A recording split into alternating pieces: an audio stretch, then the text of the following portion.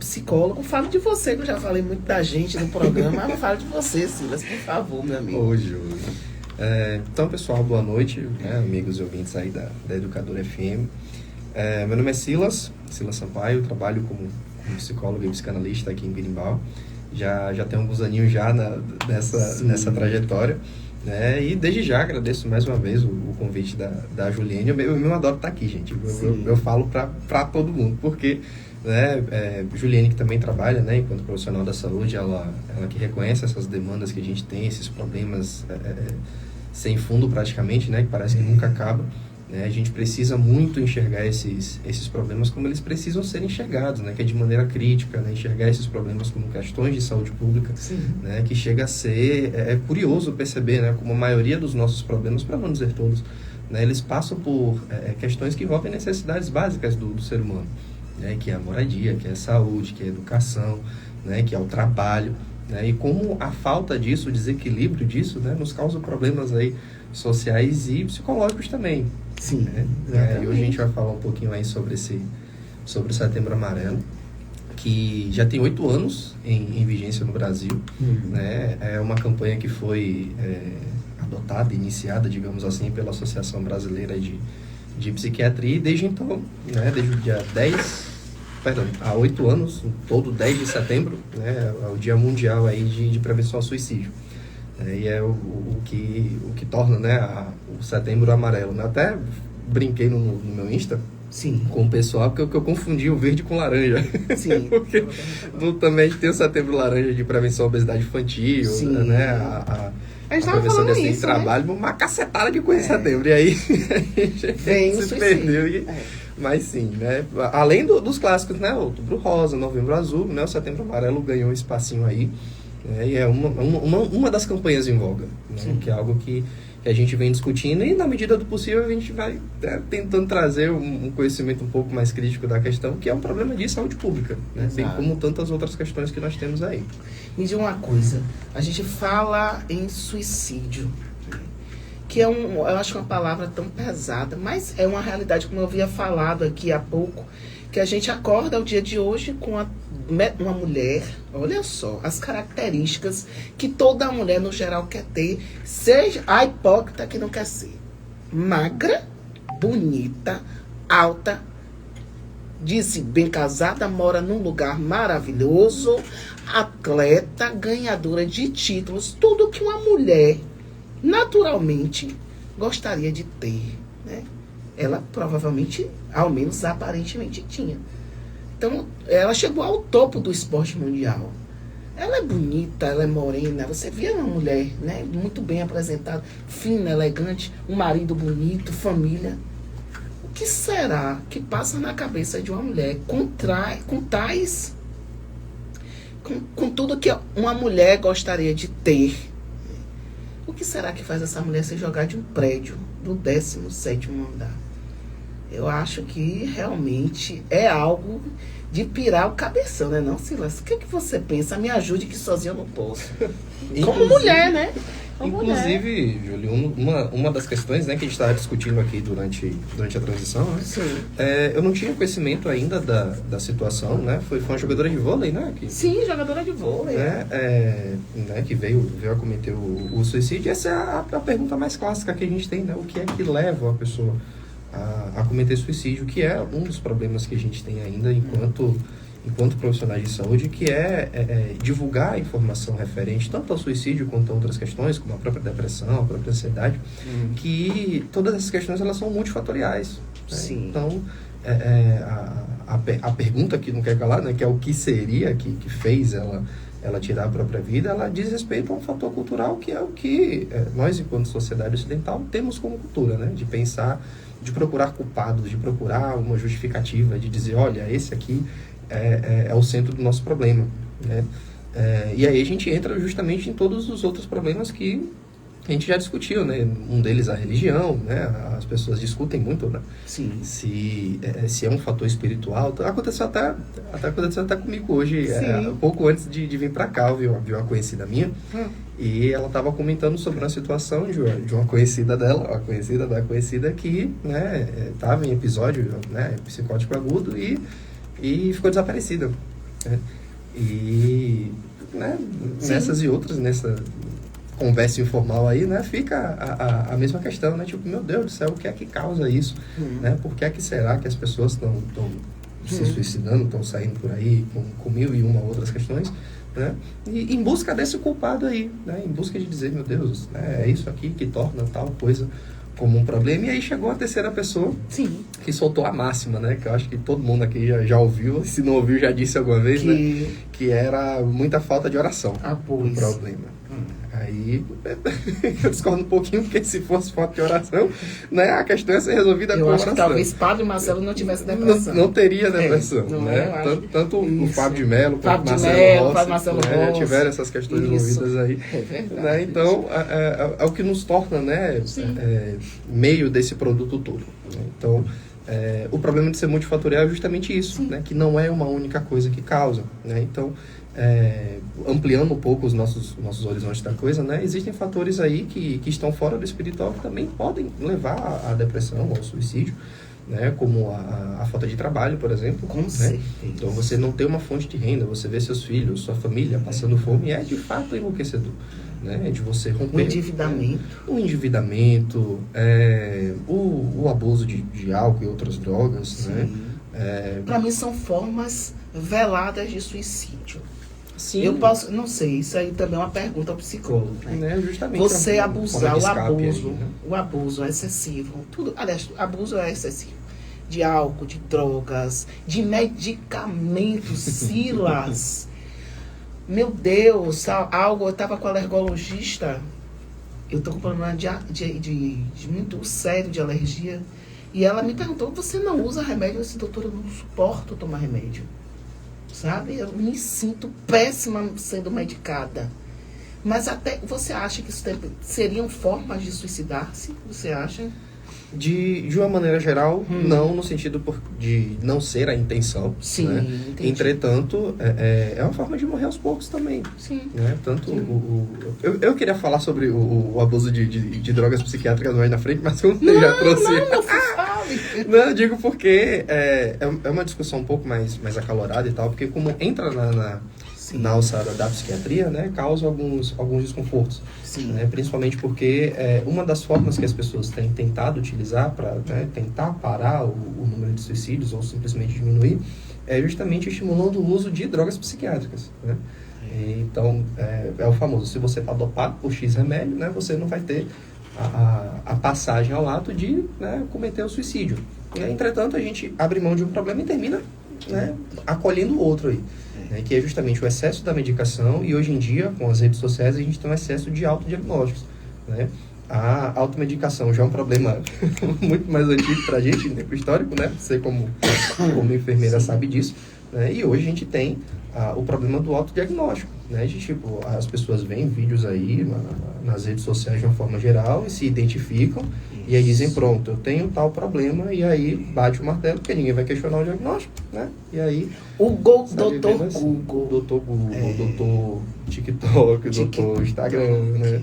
E são problemões pra gente aí. Eu acredito que especialmente, né, entre os jovens, as pessoas que estão no início da vida adulta, né, que estão com problemas da vida cotidiana, problemas referentes à idade, ao crescimento, a se tornar adulto mesmo, né, que quando se vem diante de situações problemáticas, né, terminam recorrendo a qualquer tipo de acolhimento, que inclui os vídeos na internet, por exemplo, e terminam se identificando com aquilo, se autodiagnosticando e levando a vida acreditando que tem um problema que não corresponde à realidade dele ali. Verdade. Né? Então, existe um efeito dominó aí enorme, né, que existe a possibilidade, sim, de desaguar no suicídio, por exemplo.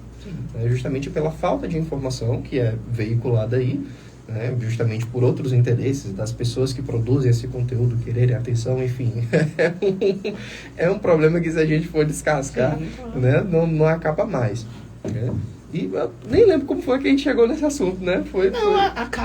A gente falando de, sei lá, abuso de drogas. Né? Os abusos. E a gente pode falar, o suicídio é o ponto final, claro, porque você já não tem mais o que fazer, né?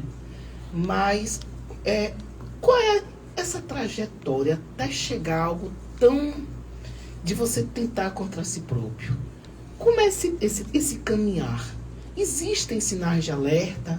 Existem gatilhos onde você está ali dentro da sua casa e você possa, os nossos ouvintes, possam estar assim de repente e dizer, puxa, ó, está acontecendo isso aqui na minha casa, está acontecendo isso com meu filho, com minha filha. Existem caminhos onde a gente possa identificar esse problema ou pode acontecer do nada, de uma hora para outra? Como é que seria isso, Silas? Vamos lá. Existe a questão do suicídio planejado, né, que é o que tem a trajetória construída ali, né, e tem os suicídios que nós conhecemos como espontâneos, né, a literatura vai trazer com esses termos. E, entretanto, independente de ser um espontâneo que não quer dizer que acontece de uma hora para outra, tipo a pessoa tem a ideia na hora e se suicida, não. Né, às vezes é um impulso de um contexto que dá a possibilidade de haver aquele suicídio e a pessoa comete. Né? Mas sempre vão haver os sinais. Sim. Né? E isso aí gera muito burburinho, gera muita dor de cabeça, muito bate-boca, né? Porque uma das coisas que mais dizem pra gente é porque foi do nada, a pessoa foi e se suicidou. Né? Nunca é do nada, gente. Né? Nesse sentido de, nem sempre os sinais eles vão ser espalhafatosos, nem sempre os sinais eles vão ser tão elucidados como, por exemplo, não tenho mais interesse em viver, ou então quero desistir de tudo. Né? Nem sempre é nesse sentido, né? Que é até uma crítica que a gente faz, né? Que muitas vezes a gente termina transferindo a responsabilidade do suicídio para a família, né? E tira a culpa, a suposta culpa, né, do sujeito e despeja na família, tipo, olha como foi que ninguém percebeu isso, né? Às vezes desconta até nos profissionais de saúde que a pessoa eventualmente tem contato, né, psicólogos, Sim. Psiquiatras, analistas, enfim, né, de como foi que você não percebeu e não avisou isso pra gente, né? Justamente porque esses sinais, muitas vezes eles são sutis, né? Justamente porque nem sempre é um comportamento verbal, né? A gente tem o clássico isolamento, né? Mudanças repentinas de humor, né? Então são situações que elas não são tão famosas, digamos assim, né? Que não é quando a pessoa diz com sua própria voz que tem interesse em morrer, né? Até porque existe controvérsias aí, né? Muitas vezes a pessoa não quer estar exposta ao sofrimento em que está sendo exposta, né? E aí podem ser repressões sociais, repressões familiares, né? Em que a pessoa passa a enxergar o suicídio enquanto recurso, enquanto uma fuga, né? E aí outros fatores entram no jogo também, como por exemplo a própria religião, né? Muitas pessoas não tiram a própria vida justamente por medo do julgamento das pessoas que ficam e pela possibilidade de perder a sua alma, né? Justamente porque na fé cristã, por exemplo, a gente tem a noção de que Deus deu a vida, então só Ele pode tirar, né? Então quem seria a gente para passar na frente de Deus? Né? Então são conflitos morais que surgem aí que terminam aumentando o sofrimento da pessoa, né? Então a gente volta mais uma vez para o multifatorial, né? Justamente porque nem sempre é um desequilíbrio químico do cérebro, né? Que há questionamentos fortes sobre isso, né? Mas em outra oportunidade a gente porque fala se fala sobre isso. muito em uma questão, a predisposição também. Sim. Né? Existem pessoas que já nascem com aquela predisposição para problemas que podem gerar, não necessariamente suicídio, mas a depressão, a ansiedade. Né? Por exemplo, eu tiro por uma questão muito simples. Tem pessoas que gostam de fazer atividade física, mas tem pessoas que não suportam fazer atividade física. Eu, inclusive, estou nesse bolo. Eu estou no bolo daqui a gosto, eu gosto da endorfina, eu tenho prazer em acordar cedo, eu gosto, mas eu tenho pessoas que não suportam, e isso eu já vi também, que se escreve muito, que tem um fator genético nisso. Mas para as questões mentais também, problemas como a ansiedade, como a depressão, eles também têm esse fator genético, uma predisposição. Você já nasce com aquele fator ali te empurrando para a depressão, você acha? Ju, para mim, Silas, Sim. não. Né? Justamente porque é uma discussão, uma das discussões, Sim. na verdade, no campo da saúde mental que rende muitas faíscas. Né? Principalmente porque, inclusive, a própria inserção do Setembro Amarelo no Brasil veio da Associação Brasileira de Psiquiatria. E o que é que eles dizem pra gente? Mais de 90% dos suicídios eles poderiam ser evitados, porque mais de 90% dos suicídios são relacionados a transtornos mentais. Sim. É o povo. Perfeito. Muita gente comete suicídio. Né? Então, como é que a gente pode pegar um número tão grande desse, praticamente generalizando os casos de suicídio, relacionando eles a transtornos mentais? né?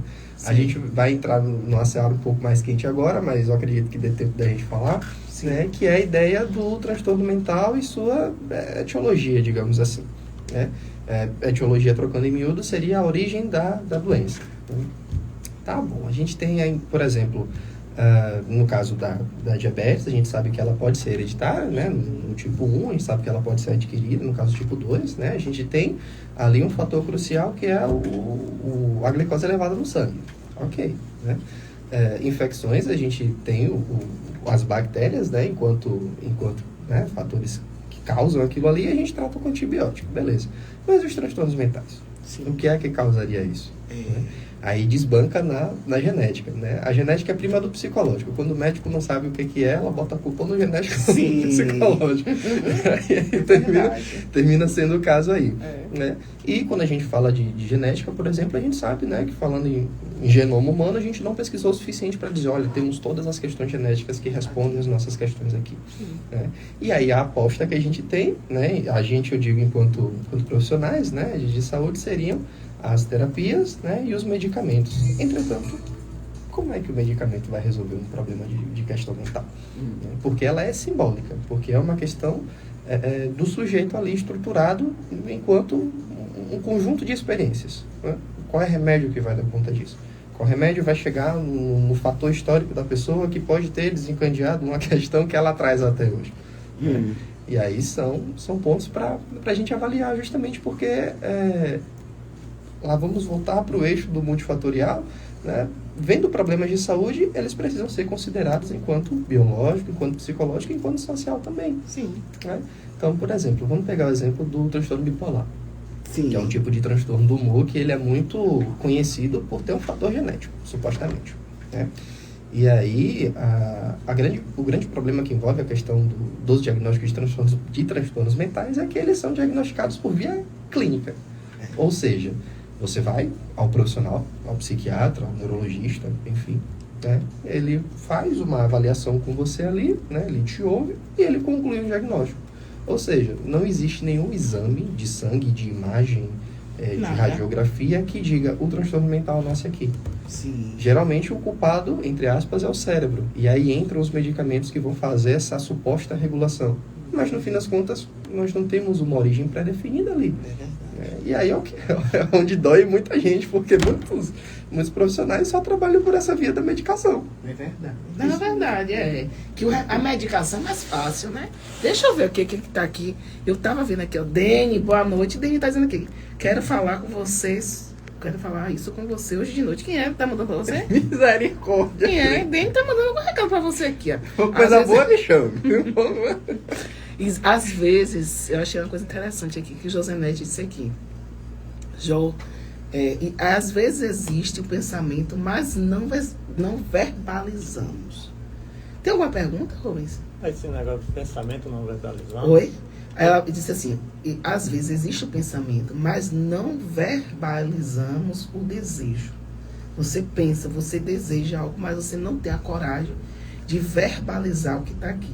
Silas, ele está dizendo que é com você, reunião. Misericórdia. A questão hoje Sim. é que a gente é obrigado a ser feliz. Aí, no caso, o gerente falou de uma mulher aí que tem todas as coisas, né? Sim. Se ela tem todas as coisas, sente falta de quê? Se ela sente falta de qualquer coisa, não tem nada. Já que chegou no topo, só tem um caminho do topo. Descer. Então ela desce, entendeu? A gente, no caso aí, que ele falou verbalizar, se você está triste, tem que dizer que está triste. Hoje, você vê alguém numa rede.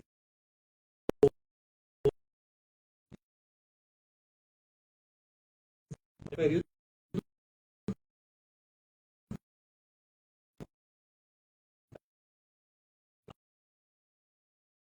E tem objetivo. A cultura, vou dizer cultura do suicídio é ampla. Hamlet, né? Ser ou não ser, a questão disso aí pensando no suicídio. Ser ou não ser a questão.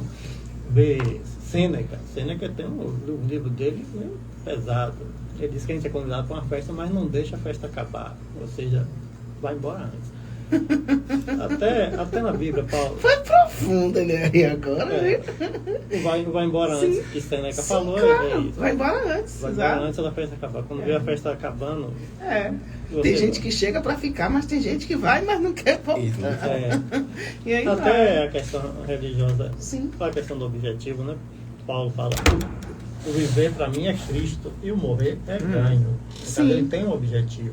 Enquanto o objetivo permanece, ele quer ficar aqui. Às vezes falta o objetivo, né? É verdade. Emily Kézia tá aqui também, viu, na minha live, na nossa live. Olha a só. noiva de Silas. Vandinho da Gameleira, tem um áudio aí, ó daí pra Fabinho, por favor. Boa noite, meu amigo Juliano Vieira, meu amigo Silas. Manda um alô aí pra Lula Cabeleireiro. Sim. Meu nome dele aqui? Antônio Nunes. E Marcos Cabeleireiro, tá aqui, fazendo um milagre aqui pra eu ficar mais bonito. Manda um alô aqui de Azê pra não esquecer de você. Milagres realmente existem, eles acontecem. O Vandinho está ficando mais bonito. Lula, meus pêsames aí. Eu não fui pro enterro da sua mãe, desde já, porque foi meu Deus, perdão. Um mês da morte do marido de minha mãe. Eu fui para a missa no dia. Então, realmente, meus pêsames, meu amigo. Eu sei da dor sua, de Nazaré, de toda a sua família. E é isso como a gente encara, como que seja uma boa passagem, que ela, de fato, venha colher tudo que ela fez de bom nesse planeta. Então, fique em paz, meu irmão. Você e a todos. E a Emily Kézia está aqui dizendo, acompanhando daqui, parabéns, Ju, pela iniciativa, e parabéns a Silas pela seriedade e comprometimento.